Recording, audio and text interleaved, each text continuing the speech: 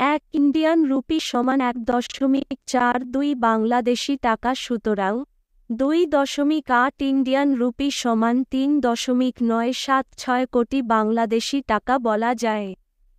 ৪ কোটি টাকা। সুপারস্টার জিৎ তার আসন্ন ওয়েব সিরিজের জন্য ২.৮ কোটি ইন্ডিয়ান রুপি চার্জ করেছেন বলে শোনা যাচ্ছে, যা বাংলাদেশি টাকায় ৪ কোটি।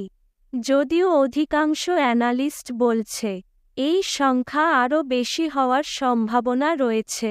বাংলাদেশের ফাঁকা মাঠের নায়কের সাথে জিদ্দার তুলনা করার আগে সেই নায়কের কোনো ছবি উৎসব ছাড়া মুক্তি পেলে লাইফটাইম ৪ কোটি টাকা আয় করতে সক্ষম হবে কিনা একটু ভেবে দেখা হোক। ভাই, ফুটান ভুটান করতে অভিনয় লাগে না, নেটফ্লিক্সে কাজ পেতে লাগে। চামড়া সাদা হলেই পুরুষ সুন্দর হয় না, পুরুষত্ব লাগে। আপনি কি জিত কমেন্ট করে জানিয়ে দিন।